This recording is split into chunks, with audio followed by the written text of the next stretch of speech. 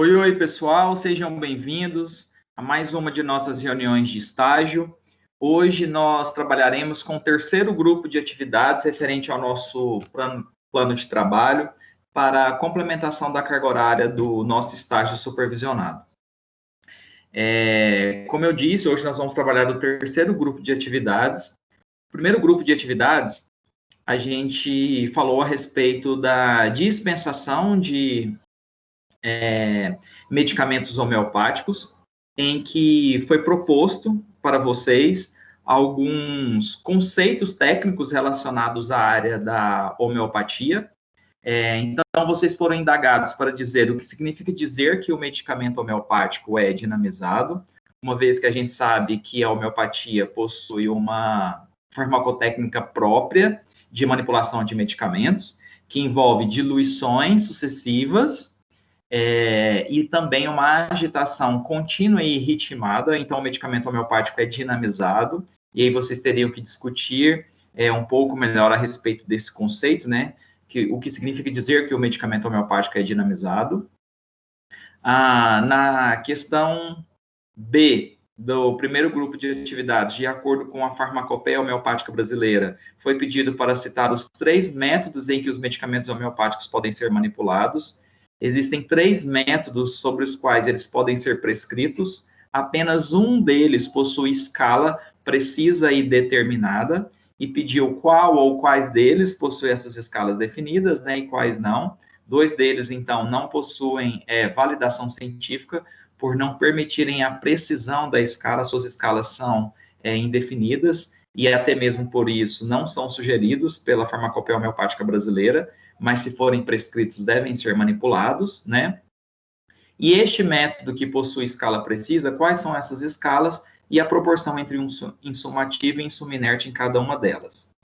Na C, foi questionado sobre de que forma os medicamentos homeopáticos industrializados são regulamentados pela Agência Nacional de Vigilância Sanitária, e aí a resposta a essa indagação era para ser baseada, né, ou tendo como referência a RDC número 26, de 30 de março de 2007, e a RDC número 238, de 25 de julho de 2018. Então, tendo como embasamento ou consulta a essas resoluções da diretoria colegiada dos órgãos sanitários competentes, você deveria dizer se os medicamentos homeopáticos industrializados são obrigatórios de serem registrados, ou eles são passíveis apenas de notificação. Se houver a necessidade de registro, se esse registro pode ser do tipo simplificado. É isso que está sendo indagado na alternativa C. Na letra D, você, enquanto farmacêutico baseado em argumentos científicos, deve encorajar o uso de medicamentos homeopáticos? Então, baseado no que vocês já viram na disciplina de homeopatia, baseado em pesquisa em artigos científicos, na literatura sugerida quanto ao livro didático para a homeopatia, né, do Olney Leite Fontes, A Farmácia Homeopática, Teoria e Prática, e também do que foi discutido lá no estágio, e não baseado no que você acha, mas em argumentos científicos. A homeopatia, o seu uso deve ser encorajado? E se for encorajado, em que casos?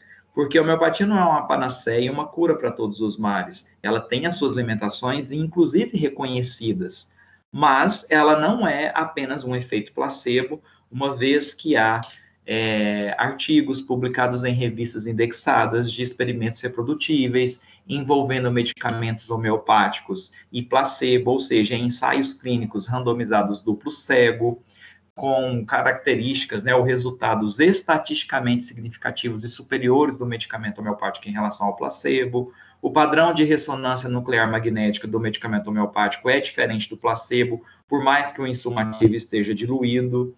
Então, nós temos argumentações científicas a favor da homeopatia, e por isso que ela ainda é uma terapêutica utilizada nos dias de hoje, e inclusive pela Política Nacional de Práticas Integrativas e Complementares, ela foi inserida nas políticas públicas de saúde no âmbito do SUS. E aí, esse uso deve ser encorajado, né? Em que casos ela seria indicada? Quais as limitações da homeopatia? Por exemplo, no caso que requer uma intervenção cirúrgica, no caso de uma neoplasia, no caso de pacientes que fazem uso do coquetel anti-AIDS, né? Então, para que casos ela ser indicada, para quais casos ela tem uma limitação reconhecida e quais os argumentos científicos a favor da homeopatia, baseados nesse que, inclusive, eu acabei citando aqui nessa bate-papo com vocês, né? E na letra E, foi pedido para que se confeccionasse um folder contendo orientações para clientes a respeito do uso de medicações homeopáticas.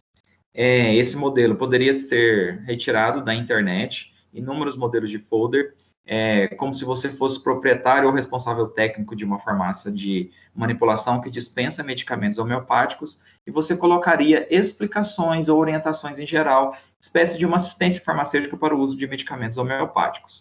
A estética, a distribuição dessas informações fica tudo a critério e sob a criatividade de vocês, porque isso, inclusive, é o que vai ser avaliado. Foi sugerido como referência para isso, tem um capítulo, se não me engano, o capítulo 5 da última edição desse livro, que é o capítulo sobre medicamento homeopático. Há uma parte lá de atenção farmacêutica homeopática, com diversas informações que podem ser utilizadas nesse folder, que ficaria bastante interessante. Então, são informações do tipo, formas farmacêuticas homeopáticas líquidas devem ser utilizadas de maneira sublingual, pingar as gotinhas abaixo da língua. No caso das sólidas, principalmente glóbulos, ou sejam tablets ou comprimidos, não devem ser deglutidos, devem dissolver lentamente de forma na boca. Não escovar os dentes 30 minutos antes ou depois do uso de um medicamento homeopático, porque essas pastas dentais ou dentifrícios podem conter cânfora, mentol e sapos que podem inativar medicamentos homeopáticos. No caso de formas farmacêuticas sólidas, quantificar a dosagem, né, o número de globos ou comprimidos que você vai utilizar na tampa do frasco, ao invés de você levar à mão para depois levar à boca. Então, são algumas dessas orientações em geral, de uma forma simples, clara, mais objetiva e que contribui para uma terapia racional, né, e segura em relação ao uso de medicamentos homeopáticos. Essa aqui é a explicação, a referência bibliográfica sugerida para buscar essas informações. Na verdade, essas atividades, eu já havia explicado elas, eu só estou fazendo uma recapitulação, né, desses grupos de atividades. Todas elas, independente de qual grupo seja, as respostas, elas devem ser digitadas, e no caso do folder, se você fizer num documento do Word, ou que seja no PowerPoint, é para ser enviado também no e-mail, marcelo.garcez@anhanguera.com. Essa reunião referente ao primeiro grupo de atividades, ela aconteceu no dia 9 de novembro. A postagem da gravação referente a esse encontro, em que eu detalho melhor o que eu quero em cada uma dessas questões, no encontro 3 do AVA. Ao acessar o ambiente virtual de aprendizagem, a gravação está lá no encontro 3. E o prazo para o envio dessas atividades é hoje, esse prazo final, dia 23 de novembro, ok? Relembrando, se você já fez o estágio no grupo 1, ou está fazendo o estágio agora no grupo 2, não teve nenhuma ausência, participou de todas as atividades, realizou a entrega do relatório dentro de toda a estrutura preconizada, né, pela instituição. Se não houver a entrega dessas atividades, ainda assim, de acordo com o regulamento de estágio, você fica reprovado. Então, é obrigatório a resolução dessas atividades e um envio dentro do prazo. No segundo grupo de atividades, nós falamos a respeito da manipulação de medicamentos em uma farmácia, em que fizemos as distinções entre prescrições magistrais, oficinais, as características relacionadas a cada uma delas, né? E a solução de problemas relacionados à manipulação de medicamentos e as compatibilidades em relação aos seus adjuvantes farmacêuticos, os recipientes, veículos. Inclusive, é o que a gente tem trabalhado nos nossos encontros presenciais no estágio lá na farmácia escola, né? Ficou algumas indagações aí para vocês em relação a esse segundo grupo de atividades, como você garantirá a asepsia da bancada, das mãos e dos utensílios durante a manipulação de uma manipulação para atender a uma determinada prescrição. De acordo com as boas práticas de manipulação, qual a forma adequada de se separar e pesar as matérias-primas e bases galênicas, como registrar as informações que permitirão a rastreabilidade dos medicamentos manipulados. eu havia sugerido durante essa reunião desse segundo grupo de atividades que vocês utilizassem como embasamento, como consulta para responder a essas indagações a RDC número 67 de 2007, consolidada pela 87 de 2008, que diz respeito ao regulamento técnico das boas práticas de manipulação de preparações magistrais e oficinais para uso humano em farmácias. Essa resolução, podem acessar ela pelo Google e baixar o PDF, mas ela está postada no ambiente virtual de aprendizagem, na disciplina de estágio supervisionado de vocês, se não me engano, no encontro 5. No encontro 4, 5 ou 6, mas eu tenho quase certeza que é no encontro 5. Podem acessar lá, que ela está postada, façam a consulta que vocês vão encontrar tranquilamente as respostas para essas indagações aqui da alternativas A, B e C. E por último, na letra D, foi proposta uma prescrição fictícia, né? E supondo você, como um farmacêutico magistral, tendo recebido essa prescrição, tem-se as seguintes indagações. Letra A. Qual a quantidade de insumo farmacêutico ativo que deve ser utilizado para se preparar 300 ml dessa solução farmacêutica? Então, aqui a gente tem uma solução voltada principalmente para a alopecia androgenética masculina, com um medicamento, né, um insumo ativo que é vasodilatador, e aí vocês vão ter que pesquisar dentre os insumos aí qual seria ele. E quando você tem ali, na segunda coluna da tabela, a concentração ou quantidade desses insumos, a proporção aqui presente permite que você faça o cálculo para qualquer volume ou qualquer quantidade necessária para se manipular dessa formulação, tá? Então, aqui, por exemplo, minoxidil a 5% peso-volume. Isso significa que eu tenho 5 gramas do insumo ativo, né, em 100 ml da formulação. Para produzir 300 ml, eu vou precisar quanto desse insumo ativo? Então, é só a realização de uma regra de 3 simples para que eu possa conseguir chegar à resposta dessa questão.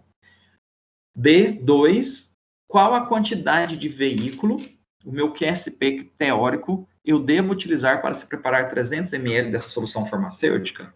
Esse QSP é teórico porque, na prática, a gente só completa o volume em quantidade suficiente para atender o volume final daquela prescrição. Aqui, no caso, ela é teórico porque é possível que se faça que se tenha uma noção dessa quantidade, não levando em consideração a densidade das substâncias, do que é grama por ml, por isso que é um QSP teórico, é só para você presumir qual seria a ser utilizada. Por quê? Quando se fala em quantidade suficiente para, não significa que eu vou pôr aquele volume de veículo, eu vou completar em quantidade suficiente para atender aquela quantidade. Aqui, para 75 ml, eu teria que subtrair das quantidade em ml ou gramas dos outros insumos farmacêuticos que eu tenho na formulação. Então, seriam 75 menos 15 menos 0,1 menos 5. Eu teria o QSP teórico para produzir 75 ml. E para produzir 300? Aí eu tenho que fazer as proporções referente a cada um dos insumos farmacêuticos, né, para que eu possa conseguir chegar a essa resposta, tá? Na verdade, para 75 ml, eu deveria subtrair dessas quantidades aqui se eu tivesse QSP para 100, porque aqui tem %, tá? Então, na verdade, não seria 75 menos 15 menos 0,1 menos 5, não. 75 menos 15, tudo bem, porque essa é a quantidade para 75, mas aqui é a quantidade para 100. Então, eu teria que fazer uma regrinha de 3 para ver a quantidade para 75, fazer uma regrinha de 3 para ver a quantidade para 75, e aí sim subtrair, tá? Que, na verdade, é o que eu vou ter que fazer para 300 ml, né? Então, vou ter que fazer uma regra de 3. Eu tenho 15 ml em 75 e em 300x, para eu saber a quantidade de álcool em 300 ml. Vou ter que fazer 0,1 em 100 em 300x, para eu saber a quantidade de metilparabeno. 5 gramas em 100 em 300 ml x. Aí, a quantidade que eu encontrar da regra de 3 para 300, eu vou pegar 300 e subtrair dessas quantidades. Já dei a resposta, né? D3, faça o estudo farmacotécnico dos componentes da formulação. Para cada um dos 4 insumos farmacêuticos, é para você citar qual é princípio ativo, base medicamentosa ou fármaco, né? E qual a classe farmacológica que ele pertence, E no caso dos adjuvantes farmacêuticos, farmacotécnicos, recipientes, veículos, né? Se eles são conservantes, antioxidantes, sequestrantes, aromatizantes, agentes corretivos e assim sucessivamente. As respostas referentes a esse segundo grupo de atividades, assim como o primeiro e o terceiro grupo, devem ser enviados para o meu e-mail. Essa reunião ela aconteceu ao vivo no dia 16 de novembro. A gravação está postada no Encontro 4. E vocês têm até segunda-feira que vem, dia 30 de novembro, para fazer a entrega das respostas deste segundo grupo. O primeiro e o segundo grupo eu já havia explicado, né, nas reuniões anteriores. Na verdade, hoje mesmo, que a gente ainda não viu, é o terceiro grupo de atividades que diz respeito à produção de um medicamento homeopático. Então, essa reunião está acontecendo hoje, dia 23 de novembro. Eu vou postar a gravação desse encontro, dessa reunião no Encontro 5, e vocês têm até o dia 7 de dezembro para fazer a entrega das questões referentes a esse terceiro grupo de atividades. Qualquer dúvida pode ser enviada para o meu e-mail, mas para otimizar o tempo, se você tiver um questionamento, uma pergunta ou uma dúvida mais urgente, não tem problema algum, pode entrar em contato diretamente no meu WhatsApp, que está aqui.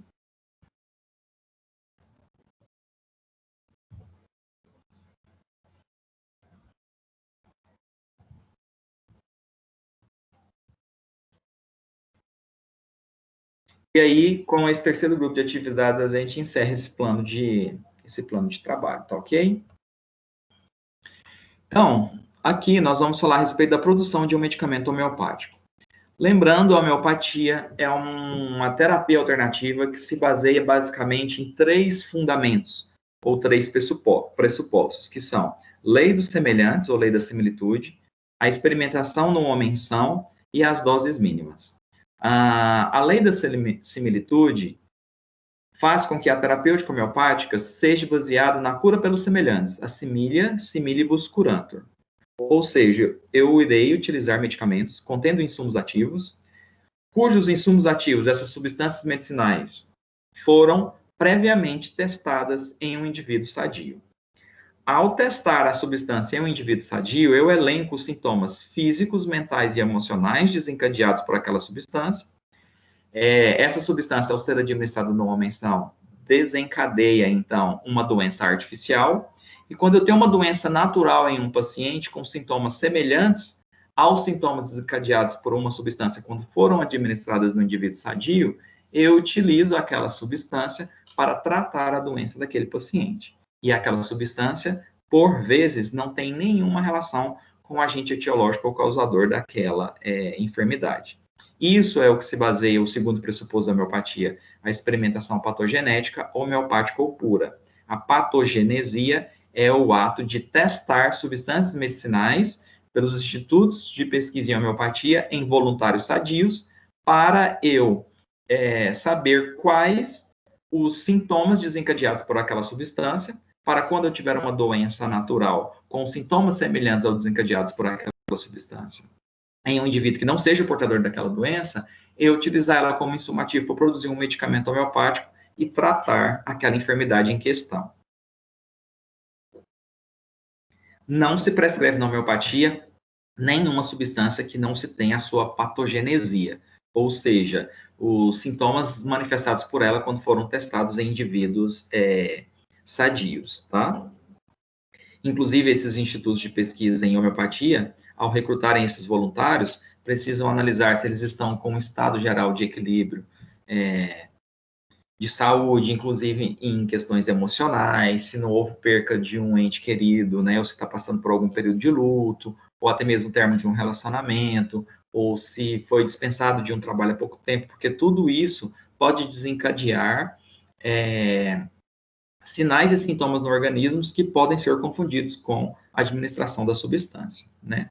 E na homeopatia, a gente trata o indivíduo numa visão holística, ou seja, como um todo, por isso que nós só temos o clínico homeopata, não há as especialidades médicas dentro da homeopatia, cardiologia, pneumologista, ortopedista, porque a gente trata sintomas físicos, mentais e emocionais da homeopatia ao mesmo tempo.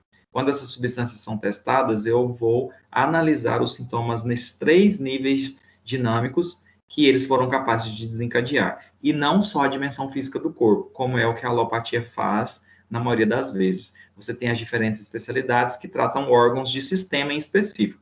Você tem um cardiologista, um ortopedista, né, otorrinolaringologista, ele analisa o organismo em partes, de forma fragmentada.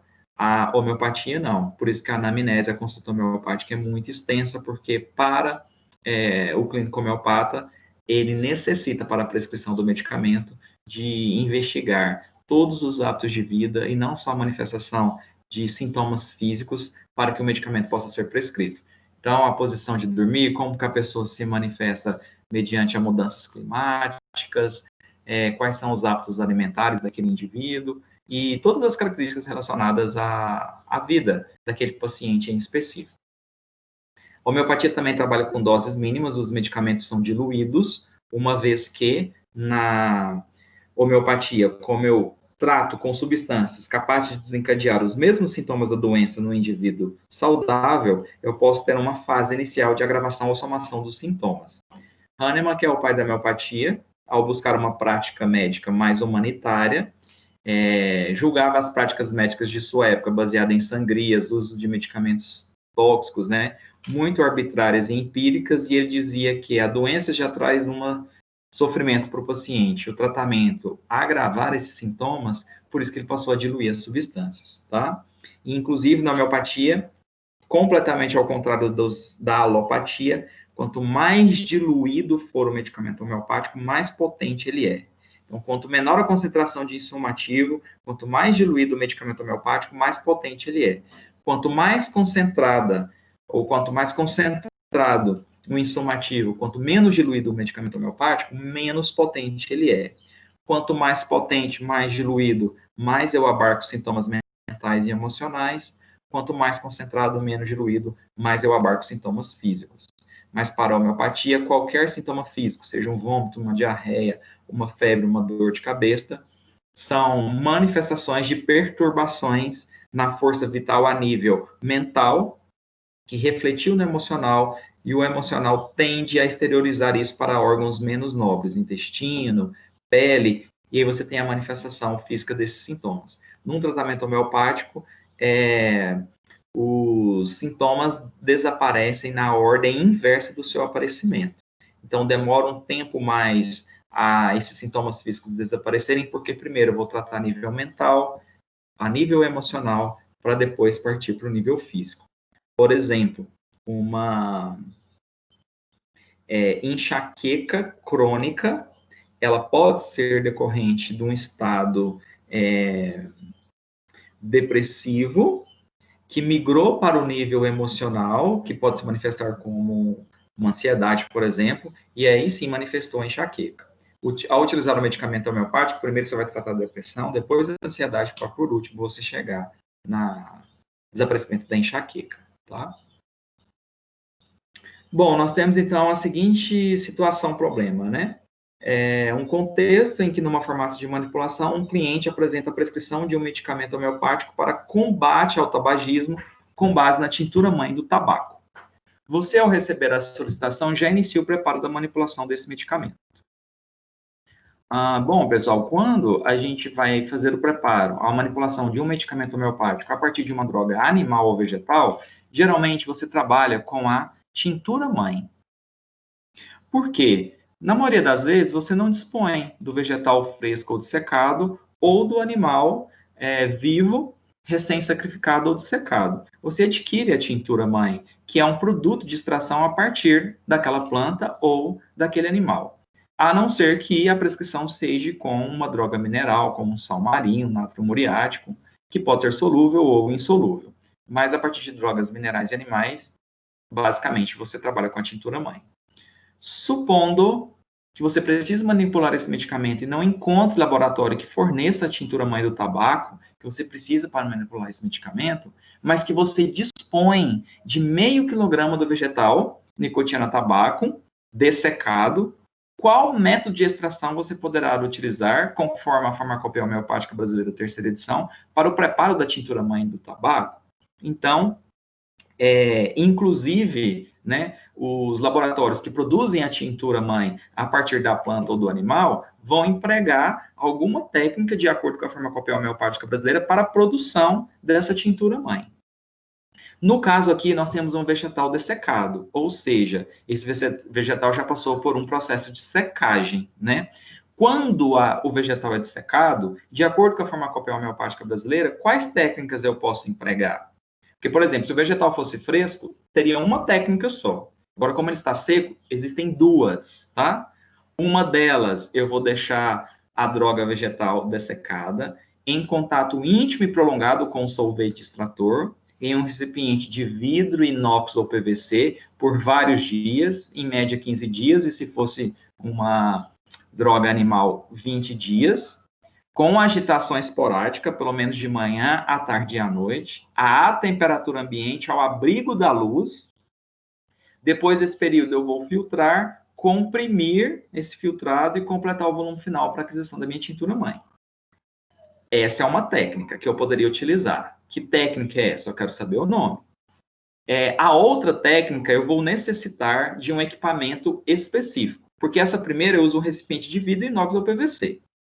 Essa outra, eu também preciso de um equipamento de vidro, inox ou PVC, mas ele é um recipiente cônico, em que eu vou deixar a droga dessecada em contato prévio, umidificada com o solvente extrator por 4 horas.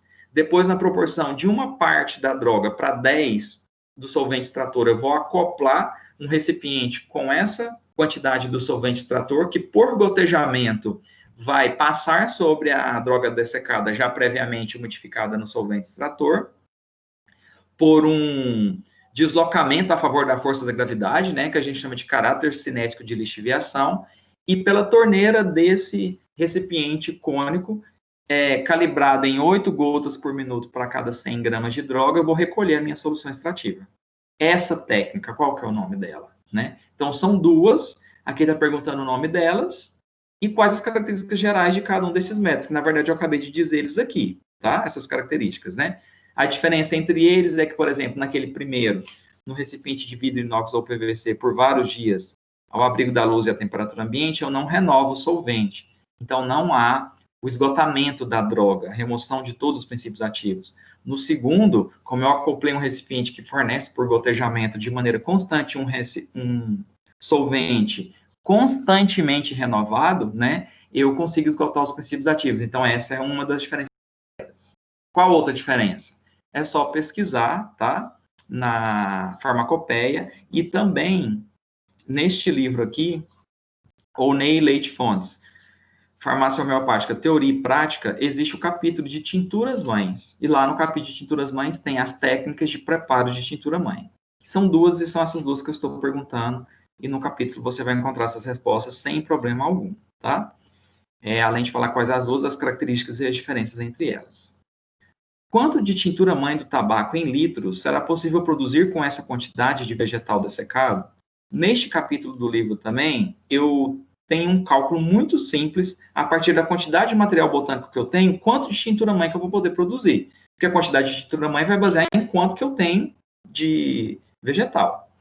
Quando o vegetal é fresco, que não é o nosso caso, ele tem ainda muita água, a água dilui os princípios ativos, eu tenho que fazer o cálculo do resíduo sólido desse vegetal, para só a partir disso eu saber a quantidade de tintura-mãe que eu posso produzir com aquele vegetal fresco. Aqui o nosso vegetal é dessecado, ele já passou por um processo de secagem, então não há necessidade alguma de calcular o seu resíduo sólido. É só um cálculozinho muito simples, a partir da quantidade que você tem do material botânico, que é meio grama, para que você possa chegar a essa quantidade final de tintura-mãe em litros.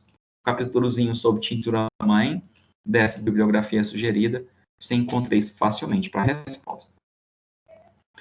A formulação que foi prescrita do medicamento para o combate ao tabagismo desse cliente foi a seguinte: tabaco 1 na 5-CH, 15 gramas de glóbulos, chupar 6 glóbulos 3 vezes ao dia. A primeira indagação: qual a potência, método e escalas deverão ser empregados na manipulação deste medicamento. Então, baseado no conhecimento que vocês têm da disciplina de homeopatia, inclusive as formulações homeopáticas que nós manipulamos lá no estágio, esses códigos aqui, tudo significa alguma coisa, né? Então, aqui a gente tem o nome do medicamento, esse número, essa letra C e essa letra H são os indicativos dessas informações que eu preciso aqui na alternativa C, número 1. A potência, o método e escala que eu devo utilizar na farmacotécnica para emprego, né, na manipulação desse medicamento. Então, é a partir desses códigos aqui. Letra C. Para cada diluição promovida no preparo do medicamento, deverão ser realizadas quantas sucções? Então, a sucção é o ato de, entre uma diluição e outra, promover uma agitação contínua e ritmada. Quantas sucções são preconizadas pela farmacopeia homeopática brasileira entre uma diluição e outra? É isso que eu quero saber. E essa sucção, essa agitação contínua e ritmada, ela pode ser feita manualmente, com o antebraço, formando um ângulo de 90 graus, com o material que eu utilizo para realizar essa sucção manual. E eu quero saber que material é esse. E essas sucções, quando a farmácia tem uma demanda maior, ela pode ser feita também de maneira, de forma automatizada. E aí, se ela for de forma automatizada, qual que é o equipamento que eu utilizo para fazer essas sucções? Essa agitação ritmada e contínua, que quando ela é automatizada é um movimento oscilatório em arco, tá? E quando ela é manual, eu vou golpear o fundo do frasco neste material, com o antebraço formando um ângulo de 90 graus, tá? É isso que está sendo indagado na letra C. C2, né? C3. De acordo com a Farmacopeia Homeopática Brasileira, terceira edição, que é a última de 2011, deverão ser feitas quantas impregnações e qual o volume de medicamento homeopático utilizado em cada impregnação nas 15 gramas de glóbulo? O medicamento homeopático, quando ele é dispensado de forma líquida, né, ele viria assim, tabaco 5-CH, não viria essa parte aqui, tomar 6 gotas 3 vezes ao dia. Então, você iria manipular esse medicamento com 5 dinamizações. O último frasco, você iria colocar uma tampa com conta-gotas para que você pudesse fazer a contagem delas e atender a posologia da prescrição, né? Só que aqui, a prescrição foi em glóbulos, é uma forma farmacêutica sólida. Quando isso acontece, eu vou até a 5ª dinamização da forma líquida e depois eu impregno esse medicamento líquido nos glóbulos. Só que, de acordo com a Farmacopeia Homeopática Brasileira, terceira edição, que você baixa ela da internet sem problema algum, eu não posso incorporar a quantidade total de medicamento de uma única vez nos glóbulos, porque eu não obtenho uma impregnação homogênea. Então, existem 2 coisas que você precisa ver para responder essa C, questão 3. Primeiro, em relação à quantidade de glóbulos, quanto do medicamento que eu vou impregnar? Porque a minha regra diz o seguinte, baseado na quantidade de glóbulos, há uma porcentagem em relação a essa quantidade do medicamento homeopático que eu devo impregnar nesses glóbulos. Inclusive, nós manipulamos uma dessa lá no estágio, tá? O grupo 1 já fez e o grupo 2 vai fazer nessas próximas semanas. Então, tem uma porcentagem dessa quantidade que eu vou impregnar. Então, quantos por cento? 10, 5, 15, 50% do peso total de glóbulos? Isso tem que ser pesquisado, ou lá do estágio, vocês vão lembrar, né? E dessa quantidade, eu devo dividir essa quantidade em impregnações para que essa impregnação possa ocorrer de forma mais homogênea. Deixa só eu dar um exemplo para que isso fique mais claro, tá? Não é o que é preconizado na farmacopeia, não, tá? Eu só vou dar um exemplo para vocês verem como que funciona. Vamos supor que fosse preconizado 50% do peso dos glóbulos.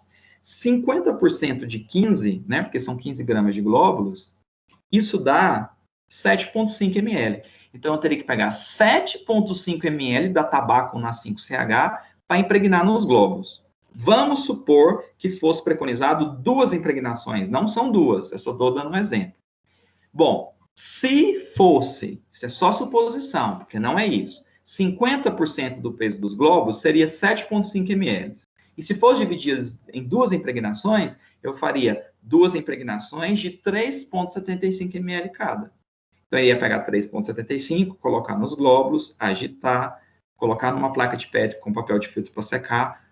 Depois, seco, eu voltaria os glóbulos, impregnaria os outros 3,75, voltaria para a placa de PET com papel de filtro para secar, colocaria no frasco de boca larga com batoque para dispensação de glóbulos e o medicamento seria dispensado para o paciente, tá?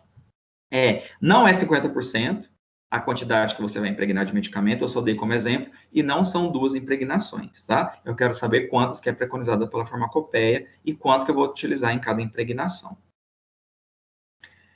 Eu falei para vocês que o medicamento pode ser prescrito na forma líquida, geralmente gotas, ou sólida. O nosso exemplo é na forma sólida. Aqui eu pergunto, se a prescrição tivesse sido em gotas, ao invés de glóbulos, álcool em qual graduação alcoólica seria utilizado para a dispensação do medicamento? Então, o meu último frasco, que é a tabaco com 5CH a ser dispensado, ela vai em álcool em graduação alcoólica, dependendo se ela é em forma de gotas ou na forma de glóbulos. Se ela for na forma de gotas, ela é dispensada em álcool numa determinada graduação alcoólica. E eu quero saber álcool a quanto? É a 15, é a 20, é a 30, é a 40, é a 45, é a 70, tá? E no nosso caso aqui, que é uma dinamização sólida, glóbulos, essa tabaco 5CH não vai poder ser dispensada em álcool na mesma graduação alcoólica se ela fosse na forma líquida. Na forma líquida, eu já adianto, o álcool é uma concentração bem menor, eu tenho mais quantidade de água. Quando é na forma sólida, eu não posso ter tanta água, porque os glóbulos são basicamente constituídos de sacarose, produzidos por drageamento, e essa sacarose, ela é facilmente dissolvida pela água. Então, eu uso álcool numa graduação superior, quando eu vou dispensar em glóbulos, do que quando eu estou dispensando na forma líquida. E quando em glóbulos, qual é a graduação alcoólica ideal preconizada pela farmacopeia? E quando é na forma líquida, qual é essa graduação alcoólica preconizada pela farmacopeia? Tá? É isso que está sendo indagado aqui na C4. Com isso, pessoal, finaliza, né, os grupos de atividades, que são 3, para serem enviadas para o meu e-mail, obrigatoriamente, para que vocês não fiquem reprovados, todas para esse meu e-mail, né? Para cada um dos grupos de atividades, estão aqui disponíveis o encontro em que a gravação da reunião ao vivo está postado e qual é o prazo de envio para. Esse aqui é do grupo 1 de atividades.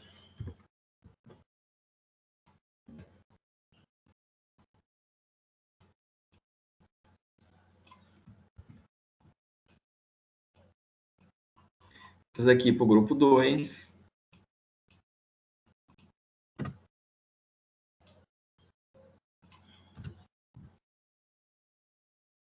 E essas que eu expliquei hoje é o terceiro e último grupo de atividades. Ok? Cumpram esses prazos. Qualquer dúvida, imprevisto, entre em contato para que a gente possa alinhar o que é que pode ser feito. Muito obrigado pela atenção. Fiquem com Deus e se cuidem.